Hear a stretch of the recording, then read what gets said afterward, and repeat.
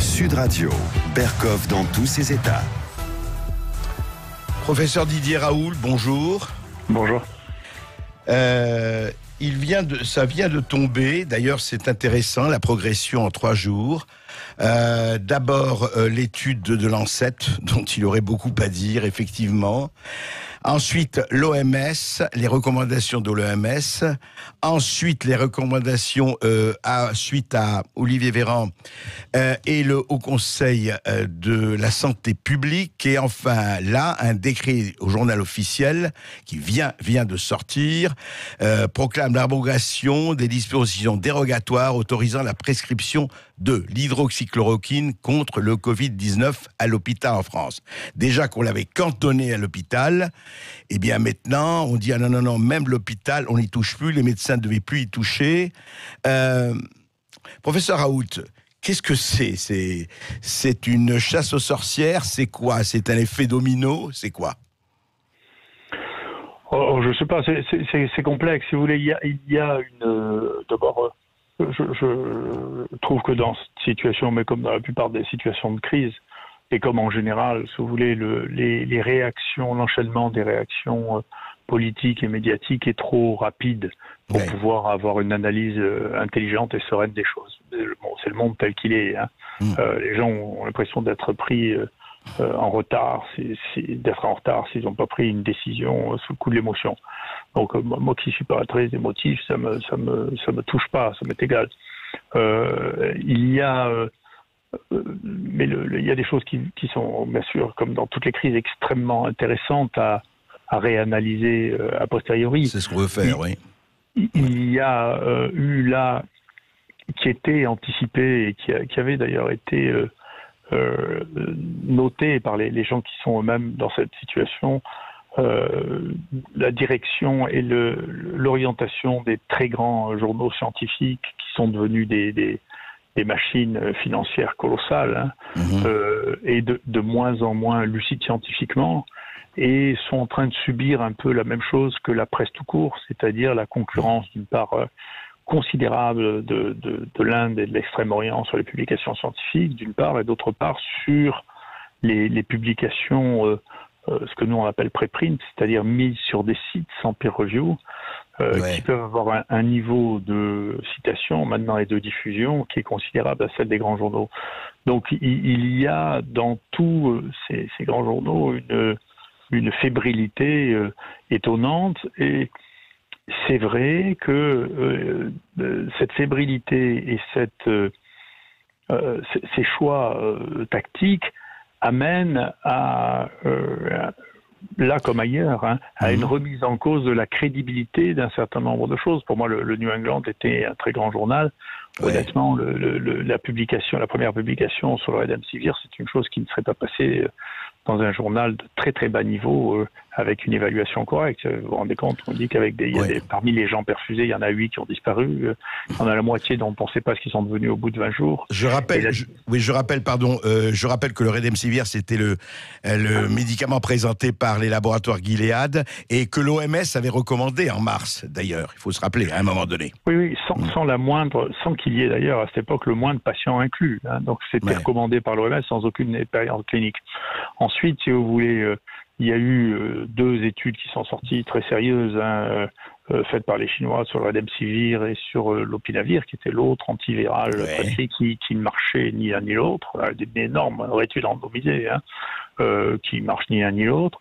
Et ensuite, c'est vrai qu'il existe un tri, voire une manipulation des données dans des grands journaux comme le Lancet ou British Medical Journal, qui sont inquiétantes. Je vais donner 2 exemples. Dans le British Medical Journal, il y avait un article qui avait été publié par un groupe chinois en préprint, où il y avait 2 paragraphes qui montraient qu'il y avait une efficacité supérieure de l'hydroxychloroquine sur le placebo. Une sur la qualité de vie et l'autre sur un des marqueurs qu'on a de gravité. Et l'édition définitive qui a été publiée dans le British Medical Journal a fait sauter ces 2 paragraphes qui ont disparu, donc de la version finale. Carrément. La deuxième chose, c'est qu'il y a une publication qui a été faite par des Français avec un méthodologiste qui est célèbre parce qu'il était célèbre dans l'histoire du Mediator, qui a refusé de tester le groupe dans lequel il y avait azithromycine et hydroxychloroquine, Et la sur lequel il y avait bithérapie. 15, Oui. oui, il y avait 15 malades, 0 passage en réanimation, 0 mort. La différence pour n'importe quel étudiant qui est capable de faire de la statistique était significativement différente, mais l'équipe a refusé de l'évaluer parce que ça ne faisait pas partie des objectifs prioritaires. Or, c'est le papier qui a été le plus cité de tout le traitement au monde, cité plus de 900 fois dans la littérature, c'est le papier que nous avons fait sur azithromycine et hydroxychloroquine. Donc, si c'est de la négligence, c'est une négligence extrêmement coupable, ou c'est pire que ça. Donc, pareil pour le Lancet, moi j'ai été amené à retrouver un papier dans lequel, qui avait été aussi publié en préprint, dans lequel tous les rhumatologues du monde avaient été interrogés. Et donc tous ces rhumatologues du monde avaient été interrogés parce que vous savez que le plaquenil, c'est les rhumatologues qui l'utilisent pour une maladie qui s'appelle beaucoup la polyarthrite rhumatoïde du lupus depuis des années. Et donc ils ont collecté plus de 900 000 observations de gens traités par de l'hydroxychloroquine pendant plusieurs années, et ils ont comparé ça à un groupe témoin de gens qui étaient traités par un sulfamide en comparaison avec 350 000 cas. On ne peut pas avoir une étude supérieure à ça. Eh bien, il n'y a aucun accident cardiaque supplémentaire chez les gens qui ont été traités par hydroxychloroquine chez 900 000 personnes. Et ce papier, moi je l'ai évalué, je ai donné un avis favorable, et il a été rejeté par le Lancet. Donc on a l'impression quand même que tout ce qui est favorable à l'hydroxychloroquine est rejeté, et tout ce qui est défavorable est gardé. Quant à ce dernier papier du Lancet, je ne sais pas non plus. Il faut vous dire que j'ai été rédacteur en chef d'un certain nombre de journaux scientifiques, et je fais partie de l'éditorial board de la plupart des journaux scientifiques qui parlent des maladies infectieuses. Donc je passe mon temps à reviewer et à choisir des papiers. Ce papier, je l'aurais rejeté immédiatement sans revue. C'est un papier dans lequel on vous dit qu'il y a 98 000 personnes qui ont été collectées et il n'y a pas un hôpital qui est cité comme ayant donné ces données. Donc il n'y a aucune source, aucune donnée vérifiable. Et il y a quelque chose qui est il y a deux choses qui sont extrêmement étonnantes dans ce papier. La première, c'est qu'il y a une figure sur laquelle on donne toutes les données caractéristiques des malades, c'est-à-dire leur âge, leur sexe, s'ils fument du tabac, s'ils sont obèses, s'ils ont du diabète, etc. Et ce qui est extraordinaire, ils disent qu'ils ont des patients de 5 continents, et si vous regardez ces données, elles sont toutes les mêmes pour les 5 continents. C'est-à-dire, il y a autant de tabagiques en Asie qu'en Afrique. Ce qui même proportion, vous voulez dire même proportion? Même proportion. C'est juste étrange. Il y a autant d'obèses en Afrique qu'en Amérique, autant de fumeurs en Chine qu'en Afrique. Vous savez, je ne le crois pas, ça, parce que comme médecin, je vois les malades, comme je suis allé dans ces pays, si vous voulez, ça n'est pas mon expérience. Donc, je ne crois pas. Et comme c'est juste 4 médecins qui ne citent aucun médecin, qui ne remercient aucun médecin, aucun hôpital, je me demande si ça n'est pas entièrement construit informatiquement. C'est une véritable question. Avec du big data. C'est même, au début, je pensais que c'est du big data. Là, je pense que c'est rien, que c'est purement informatique. Je ne suis pas sûr que ça existe réellement. Et donc, ce que je vous dis est très sérieux. Et parce que je ne peux pas croire, voyez-vous, ici, nous, on a une série de 4000 cas qui vient d'être rejetée sans revue par le Lancet. Peu importe, on le publiera ailleurs, mais ça nous intéressait d'envoyer dans le Lancet d'abord pour voir ce qui se passe. 4000 personnes, on n'a aucun de ces accidents cardiaques, mais nous, chacun de ces malades ont été vus par quelqu'un de l'équipe qui signe l'article, vous voyez, qui est présent dans l'article et qui a approuvé l'article. Comment vous pouvez avoir 4000 malades d'un côté qui n'ont aucun accident cardiaque, d'accord, et comment vous pouvez avoir de l'autre côté 8% d'accidents cardiaques mortels? C'est pas possible. Il y a quelque chose qui est profondeur. Ou c'est pas les mêmes médicaments que nous qu'ils ont, ou dans ces études, de toute manière, ils ne donnent pas la dose ni la durée. Voilà, j'allais vous dire ça, professeur Raoult. C'est peut-être pas les mêmes doses. Ils ont peut-être surdosé. Enfin, je ne sais pas. Mais... Non, on ne sait pas ce qu'ils font. Non, donc, si vous voulez, c'est une étude. On ne sait pas ce qu'ils font. On ne connaît pas leur dose. On ne connaît pas la durée. On ne connaît pas l'hôpital dans lequel ça s'est passé. C'est quelque chose qui est totalement étrange. Donc, on a fait, du coup, ce que nous, on appelle une méta-analyse, si vous voulez, en mettant d'un côté les études, si vous voulez, qui ont été des études randomisées ou observationnelles, c'est-à-dire sans randomisation, mais faites par des médecins qui ont pris en charge leurs malades, et d'autre part, les analyses de big data. Et alors, c'est très intéressant parce qu'il se passe quelque chose qui est impossible théoriquement, c'est-à-dire qu'ils sont soit tous d'un côté, pro-chloroquine, soit tous de l'autre, contre chloroquine. D'accord. Donc, il n'y a pas de gris, c'est blanc ou noir. Ah, il n'y a pas de gris, c'est blanc ou noir. Donc c'est fascinant, vous voyez. Donc c'est fascinant. C'est fascinant. Mais, alors justement, c'est fascinant et en même temps, il y a quand même des choses qui se dessinent. À partir de ce Lancet, de cette étude que vous avez analysée, dont vous avez montré les failles, et vous n'êtes pas le seul, parce que beaucoup de gens s'y sont attelés et on a vu cela, eh bien, là-dessus, l'OMS dit hydroxychloroquine, terminé. Le ministère de la Santé dit hydroxychloroquine, à partir de là, tout de suite, je déclenche l'alerte rouge. Et enfin, le Haut Conseil de la Santé publique interdit.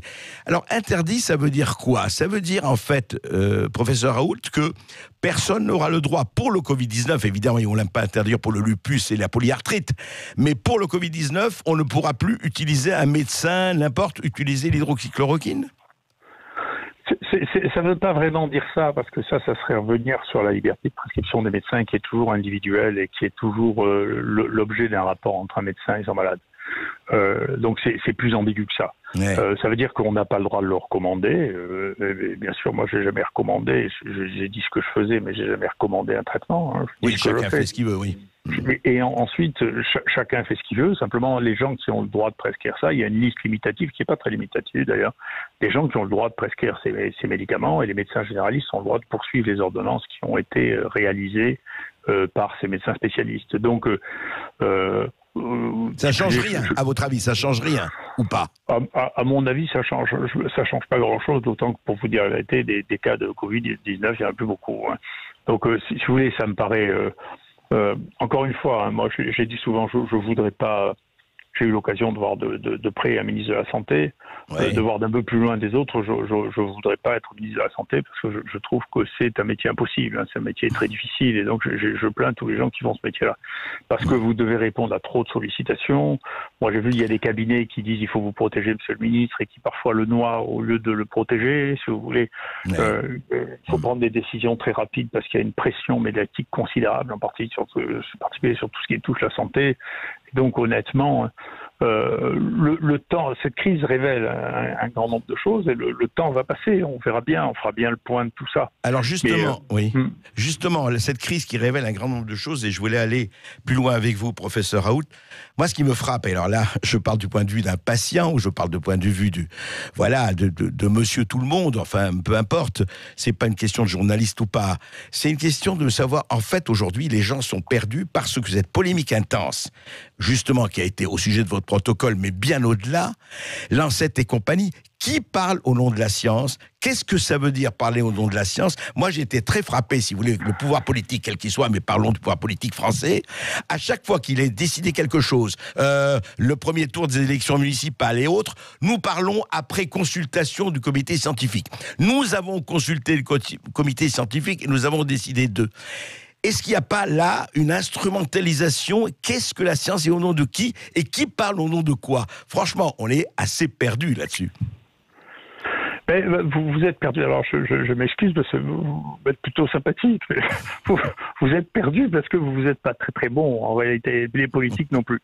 Et donc, vous avez un problème, c'est que moi, j'entends souvent ça, dire la communauté scientifique, il n'y a pas plus de communauté scientifique que de communauté de footballeurs.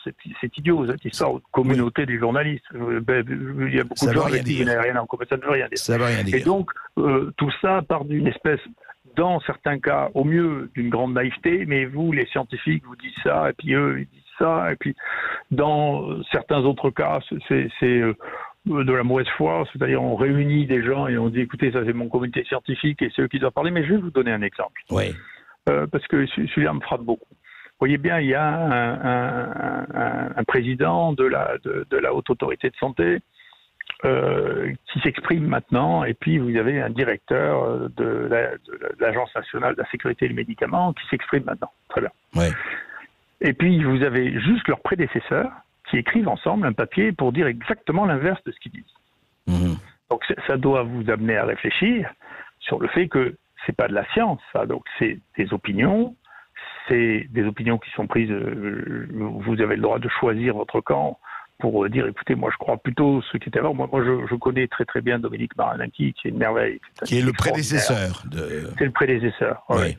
Qui a dirigé l'INCa, qui est un type qui est tout à fait exceptionnel, qui a fait des choses exceptionnelles de sa vie comme médecin. Et donc il y a une approche vraiment médicale qui est un grand médecin, qui est un très très grand cancérologue, qui est ici, a fait les premières greffes de moelle. Enfin, c'était un grand bonhomme.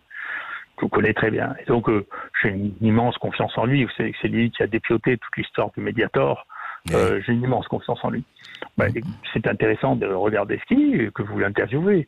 Donc, c'est intéressant. Donc, il n'y a pas d'un côté, si vous voulez, il n'y a pas d'un côté, si vous voulez, la science qui dit, il y a un des vrais problèmes, c'est que les moyens actuels de communication font qu'il n'y a plus le monopole de celui qui a le droit de dire. Et ça, c'est un problème qui agite beaucoup et qui... Mais c'est une bonne chose, ça, professeur Raoult, qu'il n'y ait pas de monopole. C'est ni bon ni mauvais, c'est une autre évolution. Et cette révolution, elle se fait pas sans secouer les choses. C'est la vie qui est comme ça. Mais vous savez, moi j'ai vu les radios libres en 81 et puis la libération de la télévision quelques années près. Et maintenant, vous avez un truc qui sont les blogs, les vidéos et qui font plus d'audience que le monde quand même. Donc ça fait quelque chose qui bouleverse les mœurs quand même. Et donc, mais ça vous satisfait ou pas, ça, vous, personnellement? Vous trouvez pas que c'est... Oui. Moi, j'aime la contradiction. Je pense que la contradiction est intrinsèque aux sociétés humaines. Et donc, je pense que c'est bien. J'ai horreur du monopole. Et j'aime les contradictions. Mais il y a des gens qui n'ont pas... Bien sûr, je comprends que les gens puissent être perturbés par le fait qu'il n'y ait pas d'homogénéité dans la pensée. Vous voyez? Et donc, moi, je suis contre les pensées homogènes parce que je crois qu'elles sont fausses. Donc, je ne crois qu'à la contradiction. Et je crois qu'on ne progresse que par la contradiction, en acceptant la contradiction. Et donc, je suis content qu'il y ait effectivement des sources différentes d'informations. Et donc, je pense que c'est très utile.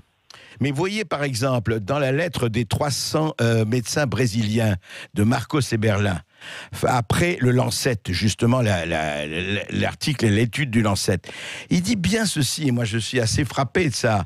Il dit, mais c'est quoi, effectivement, l'instrumentalisation de la science? Et il dit, est-ce que la science, et il vous rejoint, la science est la culture du doute.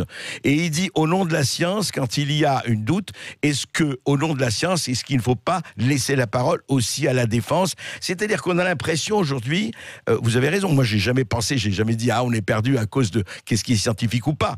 On est perdu parce que les scientifiques eux-mêmes, ou soi-disant ceux qui s'arrogent au nom de, et encore une fois je reviens sur l'histoire du Lancet et des décisions prises, s'arrogent au nom de dire moi je suis un scientifique, mais quel scientifique tu es? Est-ce que tu vois les malades? Est-ce que tu pratiques? Tu ne pratiques pas? Tu es chercheur, etc.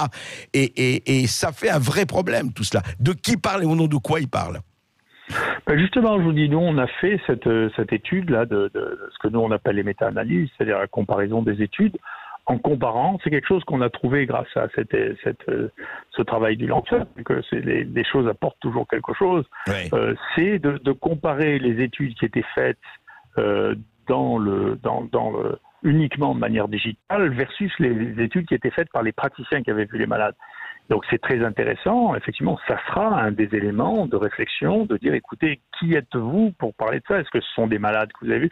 Nous, quand on me raconte ces histoires cardiaques, je peux vous dire, on a fait ici pour nos malades 10 000 électrocardiogrammes qui ont été vides, comme on est prudent. Il y a un professeur de cardiologie qui est spécialiste du rythme cardiaque, qui s'appelle le professeur de Haro, qui, avec ses internes, a validé tous mes électrocardiogrammes. Monsieur, il y a des gens à qui on a dit on ne va pas le donner parce qu'on va prendre de risques inutiles. Pas beaucoup, mais il y en a eu quelques-uns.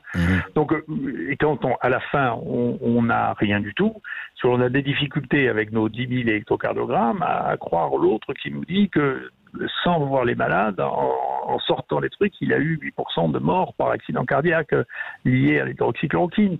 Donc, vous savez, je ne sais pas si vous aimez cet auteur, moi j'aime beaucoup Baudrillard. Et Baudrillard a écrit un livre que je recommande beaucoup, qui est un livre de 1978 qui s'appelle Simulacre et Simulation. Oui. Dans Simulacre et Simulation, en 78, il prédit cette chose qui est, écoutez, le monde digital bientôt ne reflètera même plus le monde réel, il reflètera ce qu'on appelle l'hyperréalité, c'est-à-dire un autre monde comme celui de la science-fiction de Philippe Dick, qui est un monde qui n'a plus qu'une connexion, une distorsion tellement extrême de la réalité que le lien avec la réalité devient pratiquement inexistant. Et donc, on est en plein dedans, là. Vous savez, c'est le père de la sémantique générale qui disait, rappelez-vous que la carte n'est pas le territoire. Bien sûr, bien sûr. C'était Gorzybski. Et vous avez raison de citer Baudrillard, c'est vrai, la fin du social et l'ombre des majorités en fleurs. Mais pour revenir à ça, justement, vous vous rappelez, enfin, on ne va pas le citer ici, cette personne qui était allée voir plusieurs présidents, un Anglais, qui prévoyait 500 000 morts en France, avec la modélisation. Alors la modélisation, est-ce que tous ces gens-là, quelque part quand même, professeur Raoult, ils ne sont pas dans le côté on modélise, on dit voilà, on va prendre des modélisations, on va pas s'embêter, et Raoult, qu'est-ce que c'est, pourquoi il fait pas des études randomisées, pourquoi il fait pas tout pour tout le monde, on fait le tableau Excel, enfin je simplifie, je caricature, et puis on fait les tableaux, et puis voilà, et puis on a les conclusions, et tout va bien. Vous savez, moi j'ai pris une position, j'ai accepté pendant quelques années d'être rédacteur en chef du journal européen de maladies infectieuses qui s'appelle Clinical Microbiology in Infection, et je suis rédacteur en chef adjoint du grand journal du Center for Disease Control qui s'appelle Emerging Infectious Disease. Et donc moi j'ai pris depuis très longtemps, depuis 12 ans, la décision de ne jamais publier un modèle prédictif de ma vie. Jamais. Donc je les jette à la poubelle directement. Je pense que c'est exactement la même chose que l'astrologie, c'est pareil. Si vous voulez, les maladies infectieuses sont des maladies extrêmement complexes. C'est des maladies d'écosystème et on ne connaît pas l'ensemble des tenants de l'écosystème.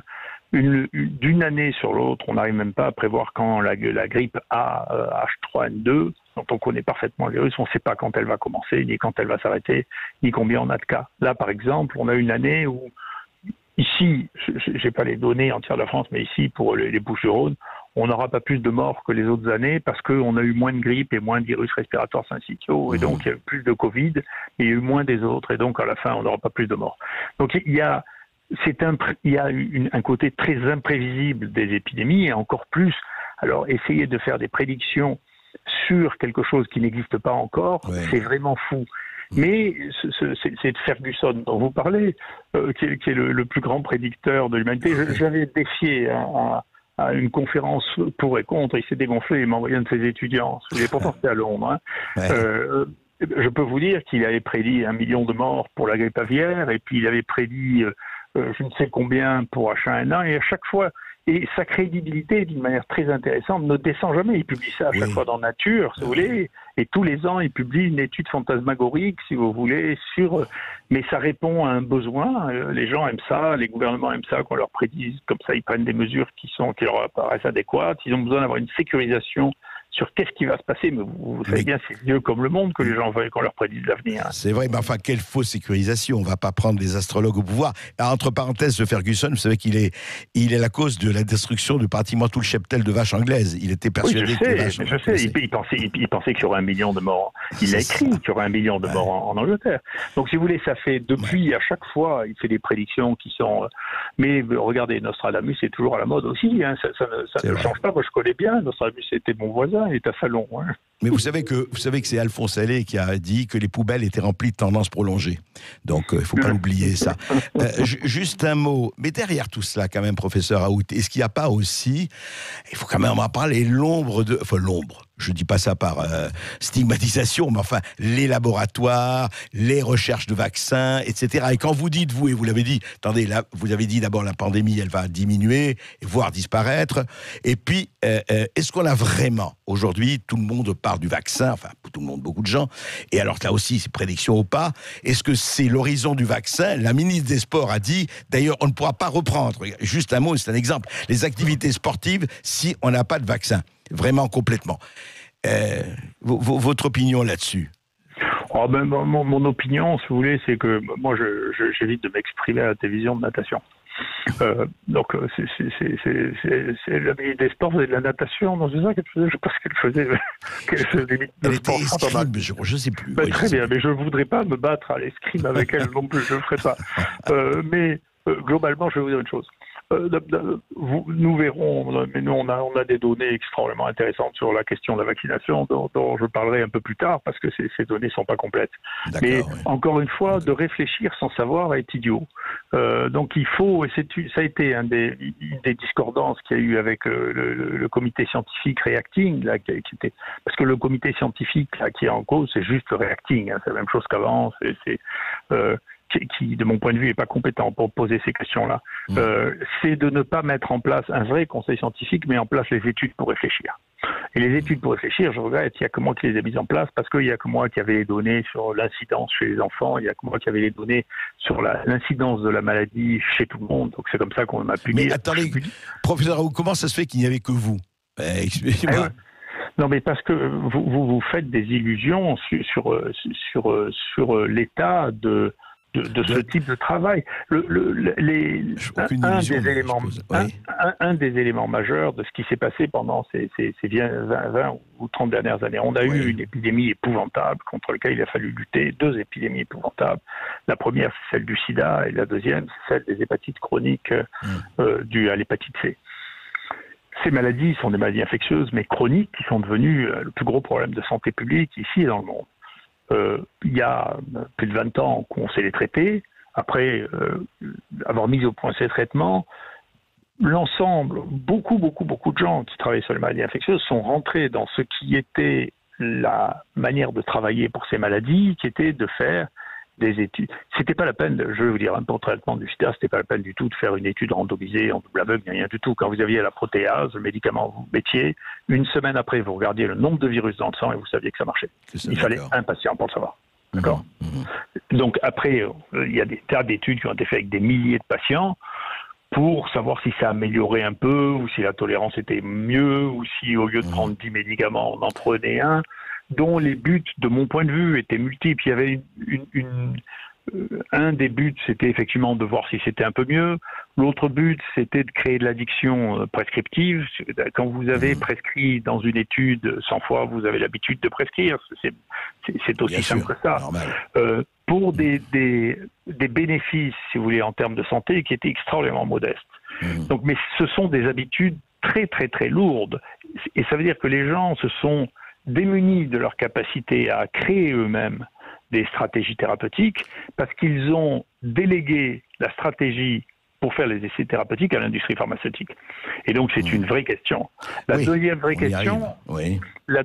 question, c'est finalement, si vous regardez avec une analyse critique, pour laquelle je vais peut-être vous choquer, les nouveaux traitements qui sont mis en place, pour lesquels on fait ces énormes études, est-ce qu'ils modifient l'espérance de vie? Et la réponse, c'est probablement pas du tout. Il reste des niches, vous savez, on est à 80 ans d'espérance de vie. Il reste des niches sur lesquelles on a besoin de médicaments qui seront expérimentés à titre compassionnel. De toute manière, c'est des cancers rapides chez les jeunes. Mais pour l'allongement de la vie, non. C'est ça, vous voulez dire. Pour l'allongement de la vie, vous savez, on plafonne depuis un certain temps, et donc on ne va pas vivre 120 ans. Et deuxièmement, ce qui est très frappant, dans le cadre de ça, des nouveaux médicaments, c'est de voir que les pays pauvres nous rattrapent, que certains d'entre eux ont dépassé les plus grands pays. Vous savez, les États-Unis est un des pays dans lequel l'espérance de vie n'est pas très bonne. C'est moins bon que Cuba, c'est moins bon que le Kerala, qui est au sud de l'Inde. Donc il y a quand même... C'est paradoxal. Ça n'est plus paradoxal. C'est une question très intéressante qui veut dire, en réalité, ils n'ont pas besoin des derniers médicaments. Avec les médicaments génériques, ils font aussi bien que nous.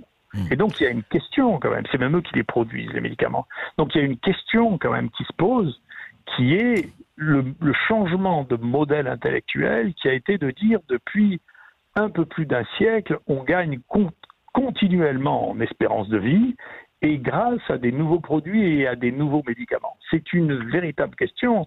Et bien entendu, moi, je peux bien imaginer que cette question-là soulève des réactions d'une très très grande violence. Oui, mais il y a une autre question aussi, justement, Didier Raoult, là où vous êtes quand même devenu, ce pelé, ce galeux d'où nous vient tout le mal, enfin pour certains, pas pour beaucoup d'autres, c'est que votre bithérapie, elle coûte pas cher. Eh oui, elle coûte pratiquement rien. C'est grave ça, professeur Raoult, quand même.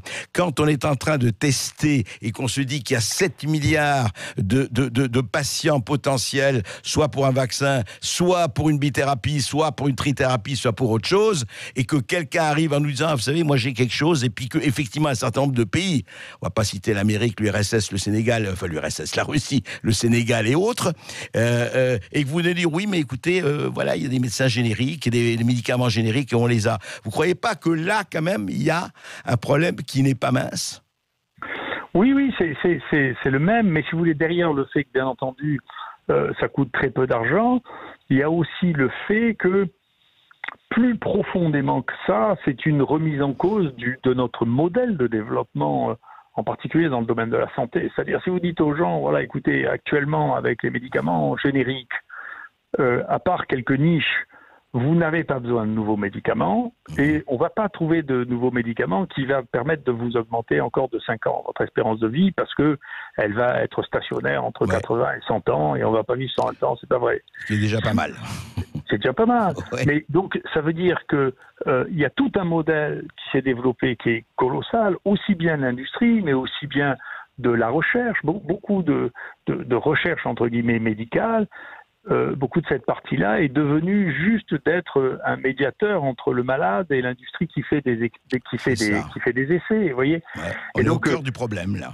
C'est plus de la recherche, vous voyez, c'est juste de la prestation de service, vous voyez. Et donc, il y a une question de fond, là, qui se pose. Et quand vous avez des générations qui ont été éduquées à la prestation de services méthodologiques, si vous voulez, de leur dire non, il va falloir penser par soi-même, observer par soi-même et refaire les choses, c'est un changement de modèle. Et c'est dommage, parce que moi, je souhaite beaucoup que les gens se remettent à la recherche observationnelle, parce que on vit une époque de découverte absolument exceptionnelle. C'est pour ça que ça m'ennuie. C'est tout l'Extrême-Orient qui est en train de prendre la première place au monde dans la découverte, en particulier des nouveaux microbes. Et c'est dommage. Et l'Europe stagne, enfin je parle même pas de la France, mais l'Europe est en arrière, très en stagnation là-dessus. Si vous voulez, quand on voit la manière dont les choses sont déroulées, nous, je vous rassure, nous on va très bien. Nous, en France et en particulier, nous à Marseille, on va très bien. On est en concurrence avec eux, on est en compétition avec eux, mais on utilise les mêmes outils. Les seuls qui utilisent les mêmes outils, c'est une course en avant technologique. L'utilisation d'avoir tout sur place pour pouvoir faire les choses, il n'y a que les Chinois et nous. Mais si vous voulez, moi je me rappelle une des raisons de la construction de l'IHU, j'étais allé à Shanghai en 2005. Oui. Ils avaient construit en 2 ans un énorme institut à Shanghai pour répondre à l'épidémie de SARS. Oui. Eh bien, c'est 10 fois mon IHU, et mieux équipé que moi. D'accord. Et donc, ils ont des scanners dans leur hôpital, ils ont des blocs opératoires en P3 dans leur hôpital, ils ont des conditions de travail et des chambres qu'ils avaient en 2005, qui sont exceptionnelles. Moi, c'est ce qui m'a relancé dans l'idée qu'il fallait qu'au moins il y en ait un en France, qu'on puisse avoir un endroit dans lequel on tout pourrait regrouper. Ouais. Oui, et puis c'est ce qui répond à votre question sur qui c'est qui peut faire des études, c'est-à-dire qui c'est qui peut. Nous, on nous a demandé, on pouvait faire, on a fait jusqu'à 4000, mais on pouvait faire 5000 tests par jour. Et où est-ce qu'on peut faire, dans quel endroit en France on peut faire 5000 tests par jour sur une maladie nouvelle? Donc il faut bien qu'il y ait des sites pour ça, pour le faire. C'est pas les hôpitaux qui font les choses ordinaires, vous voyez. D'ailleurs, vous l'aviez recommandé il y a quelques années et ça vous a valu quelques réponses de l'INSERM, entre autres. Enfin, on va pas s'apesantir là-dessus. Mais je voudrais revenir à ce que vous avez dit qui est vraiment le problème de fond. Vous savez, c'était Clausewitz qui disait la guerre est la continuation de la politique par d'autres moyens. Est-ce qu'aujourd'hui, la recherche actuelle, en tout cas une partie de la recherche actuelle, n'est pas la continuation du marketing pharmaceutique par d'autres moyens ? En partie, bien sûr. En partie, si vous voulez, en particulier l'invasion méthodologique, si vous voulez, c'est quelque chose qui est exigé par l'industrie pharmaceutique. C'est-à-dire, si vous regardez, je vous conseille de regarder ça, parce que c'est une expérience extrêmement amusante. Oui. Si vous lisez l'anglais facilement, de regarder un certain nombre de points sur Wikipédia, vous regardez la version française et la version anglaise, vous êtes scotché. C'est intéressant parce que c'est une encyclopédie qui ne dit pas la même chose en français et en anglais. Sur quel sujet là, vous regardez les randomized control studies. C'est-à-dire les études contrôle randomisées. En France, il n'y a pas de commentaires. Sur Wikipédia, en anglais, il y a la moitié des commentaires qui montrent pourquoi il ne faut pas les faire. Et en particulier parce qu'il y a un biais, c'est que seule l'industrie est capable d'organiser des trucs pareils parce que c'est extrêmement cher. D'accord. Et que, bien entendu, il n'existe pas de traitement qui soit évalué par l'industrie qui ne soit pas biaisé. Et on est arrivé à une chose, je vais essayer de vous expliquer jusqu'à quel point ça paraît absolument sidérant et qui a été l'objet de véritables conflits que j'ai levés. Qui sont ceux-ci. On fait, nous, dans notre IHU, on a un comité de déontologie ou de morale, on appelle ça comme ça, avec des gens très bien, mais qui sont des gens qui se posent des questions à un niveau moral. Pas des méthodologistes, des gens qui disent est-ce qu'on peut faire ça aux malades ou est-ce qu'on peut pas faire ça aux malades. Et nous avons interdit ce qu'on appelle les essais de non-infériorité. C'est interdit dans tous les HU. Ça veut dire Les essais de non-infériorité, c'est la plupart des essais qui se font en France sont des essais de non-infériorité. Et un essai de non-infériorité, c'est quelque chose dans lequel on dit aux gens, voilà, on va tirer au sort le médicament qu'on va vous donner. Il y en a un dont on sait qu'il marche.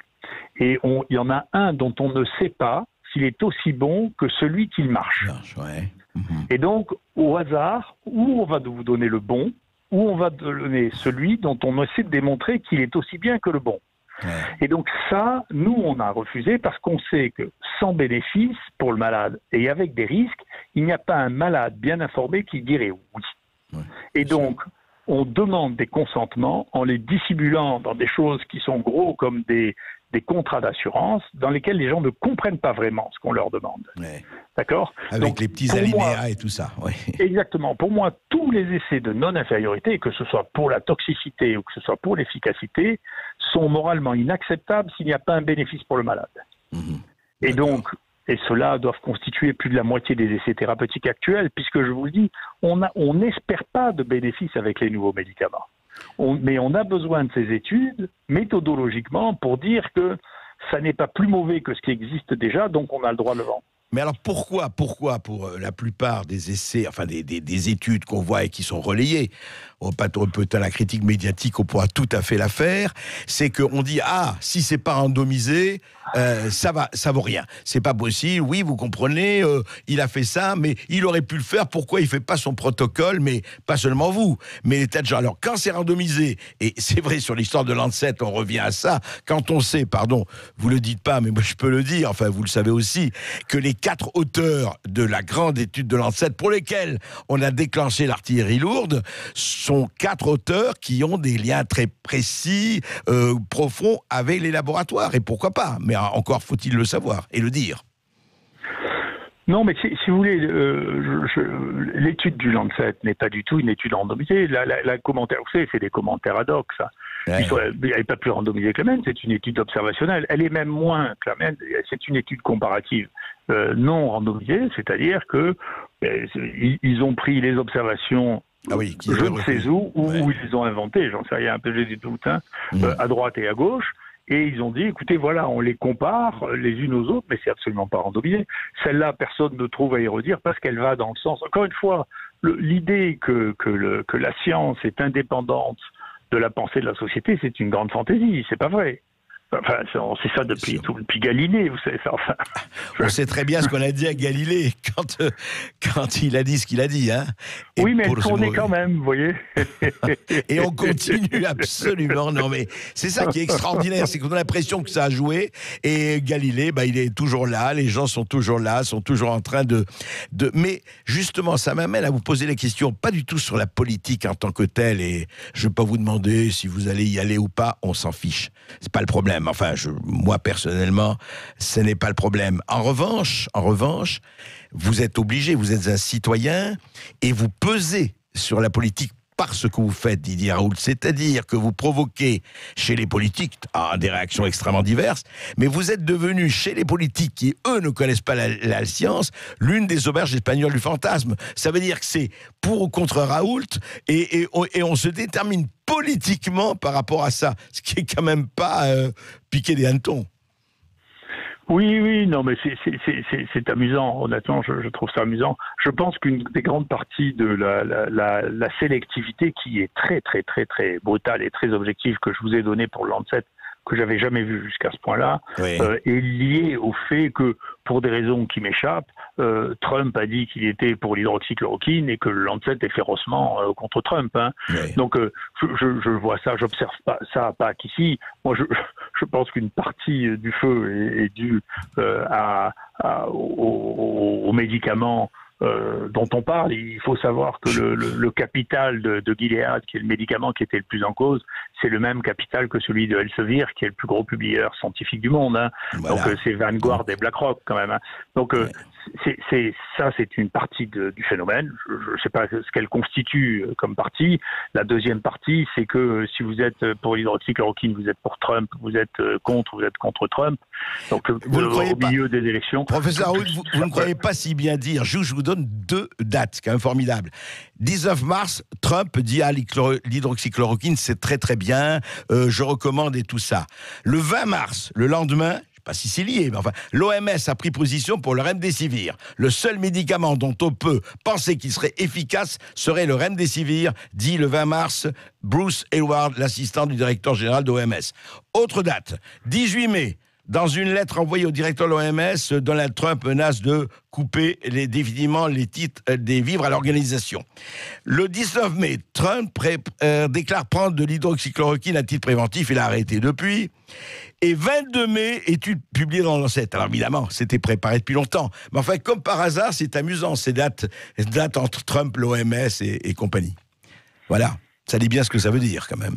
Oui, ça veut dire que, si vous voulez, il faut être lucide. La science est une partie des activités humaines, sociales, hein, et que donc, d'abord, on fait de la science avec des concepts qui sont les concepts de nos sociétés, avec des outils qui sont les outils de notre société. Je vais vous donner un exemple qui vous écartera un peu, mais ça nous donnera un peu de fraîcheur de nous écarter de sorte de Covid. J'ai toujours pensé que ce soit les grands scientifiques ou les grands penseurs représentent une étape dans l'histoire de la pensée humaine, mais qu'il ne faut pas les transformer en idoles. Je n'aime pas l'idolâtrerie. Et j'avais été frappé par le degré d'idolâtrerie, là aussi très anglo-américain, qui frappait Darwin. Darwin était, ça y est, c'était la science contre l'obscurantisme, ce qui pose effectivement un problème aux États-Unis, puisque aux États-Unis, il y a à peu près la moitié de la population qui pense vraiment que les choses se sont passées comme c'est écrit dans la Bible en 7 jours. Et donc, il y a quelque chose qui n'existe pas dans nos sociétés. Dans nos sociétés, la plupart des gens ne pensent pas ça. Mais c'est très intéressant quand vous regardez Darwin et quand vous acceptez de le regarder avec un œil critique, ce qui est très important. Moi, c'est ma génération. Vous avez ce qu'on appelle la French Theory, c'est-à-dire de remettre en cause les choses les mieux établies, parce que c'est là qu'il y a le plus à trouver. Et donc, j'ai regardé ça de manière très intéressante. Et quand j'ai reçu, à un moment, parce que l'INSERM aussi, il y a des hauts et des bas, à un moment, c'est très populaire, donc ils m'ont donné les grands prix de l'INSERM. Donc, j'ai fait un discours à ce moment-là, je leur ai dit, écoutez, vous allez être surpris, parce que toute l'hypothèse de Darwin, son organisation sociale est une organisation qui est post-biblique. En réalité, les gens pensent que c'est anti-biblique, mais pas du tout, c'est notre civilisation. L'arbre de la vie, c'est un terme de la Bible. L'idée qu'on évolue au bout de branches, c'est un terme de la Bible. Et quand vous allez avoir de la science qui est faite par les bouddhistes ou par les hindouistes, qui ont une vision cyclique du monde, vous ne pourrez pas avoir les modèles évolutifs, qui sont des modèles cycliques évolutifs et qui intègrent des éléments différents. Et on voit que nous, le darwinisme nous a amené à raconter, amené les paléontologues à raconter des bêtises pendant des années entre Homo sapiens et Néandertal, en disant que Sapiens avait tué Néandertal parce qu'il était plus malin, jusqu'au moment où on s'est rendu compte que génétiquement, on était un mélange de Néandertal et de Cro-Magnon, et probablement d'autres qu'on n'a pas encore identifiés. Et donc ça, c'était tellement radicalement anti-darwinien. Vous voyez, l'idée darwinienne, qui sous-tendait d'ailleurs une idée raciste, qui était que si l'Angleterre dominait le reste du monde, c'est parce qu'elle avait été sélectionnée parce qu'elle était plus compétente. C'était une vision du 19e siècle. Ce qui était intéressant, ça a brisé une barrière, comme les héros hégéliens le font, mais c'était pas plus que ça. En fait, votre devise, professeur Raoult, c'est avec des vaches sacrées qu'on fait les meilleurs steaks au poivre. Je ne sais pas si je dirais ça, parce que je ne voudrais humilier personne. J'ai du respect pour les gens qui ont des vaches sacrées comme pour les autres. Juste, professeur Raoult, qu'est-ce que vous diriez quand même je repense aux personnes là et qui nous écoutent, et il y a beaucoup d'ailleurs qui voudraient, on va en reparler pour vous poser des questions, je ne sais pas si vous avez nous accordé du temps et c'est formidable, mais on devrait en avoir plus. Non, simplement, vous direz que chacun, en fait, doit rester lucide, esprit critique. Je dirais quelqu'un qui est en dehors de la science, qui est un patient. Tout le monde, tous ceux qui sont des patients potentiels, qui n'est pas allé à un moment donné chez le médecin ou à l'hôpital ou ailleurs. Est-ce qu'il faut quand même garder les distances par rapport à toute cette espèce de pas de délire, mais enfin de peur, avec le confinement, etc. On a tous subi ça. Bon, ce n'est pas la guerre, faut quand même pas, faut rester lucide et par terre. Mais vous dites quoi? Garder la distance, garder l'esprit critique, être lucide, ne pas se contenter de prédictions. Je sais pas. Je trouve que ça fait quelques années. Je trouve, moi j'avais été quand j'ai été sollicité par le ministre de la Santé, le ministre de la Recherche pour réfléchir sur les maladies infectieuses, c'était au décours immédiat de cette histoire de bioterrorisme qui était quand même un des fantasmes les plus extraordinaires, y compris avec un modèle, encore une fois, extraordinaire, réalisé cette fois-là John Hopkins, pour une fois c'était pas Ferguson, qui s'appelait Dark Winter, et donc il avait fait un film qu'il a montré à tout le monde, à Bush, mais aussi chez nous en France, où il disait voilà, s'il y a des terroristes qui ont le virus de la variole, on infecte 10 personnes, on les envoie dans le monde, et on voyait tout se dérouler jusqu'à ce qu'il y ait 1 million de morts. C'est la même chose que le film Alerte. Vous voyez, il y a et à la fin, on s'est rendu compte que la bactérie, si vous voulez, du bioterrorisme, il y en avait eu qu'aux États-Unis. Qu'en réalité, c'était probablement un ingénieur qui avait travaillé à Fort Detrick pour l'armée américaine. Il y avait une seule souche, c'était la même souche qui avait été militarisée par l'armée américaine. Et c'était donc une histoire américano-américaine dont le protagoniste est mort. On nous dit qu'il s'est suicidé, je ne sais pas de quoi il est mort. Mais la souche, les Américains savaient 3 mois après que c'était exactement la même souche, et ça a quand même continué pendant un an et demi avec Colin Powell qui remuait un tube en disant regardez, Saddam Hussein a plein de bactéries bioterroristes. Le complotisme. Professeur Raoult, j'ai une question à vous poser. Est-ce que vous pourriez rester un peu avec nous pour les auditeurs? On a énormément d'auditeurs qui voudraient... Oui, mais je suis... C'est pas possible. D'accord, je sais. Ma seule crédibilité, elle vient jamais que des chiffres que j'ai. Moi, tous les matins, tout le monde peut raconter, vous compris, ceux qui veulent, quand j'arrive le matin, je regardais les données. Vous savez, on a 2 heures de réunion avec tous les médecins ici qui HU pour regarder qui est malade, qui on transfère, qui peut sortir, quels sont les résultats aujourd'hui. C'est ce qui fait que ça me donne tellement d'assurance. Et quand un de vos collègues a dit, mais écoutez, est-ce qu'il y a une étude qui peut vous convaincre que c'est mauvais? Je dis, mais comment voulez-vous me convaincre plus que ma propre expérience? Quand même, il faut être fou. Que vous ayez le problème entre 2 types d'études, je le comprends bien. Mais que moi, j'ai un problème avec une étude contre ma propre expérience quotidienne, où nous avons traité plus de 3000 personnes, vous savez, je ne vois pas comment je pourrais changer d'avis, vous voyez. Eh bien, on ne vous demande pas de changer d'avis. Merci, professeur Raoult, pour cet entretien avec Sud Radio. Merci.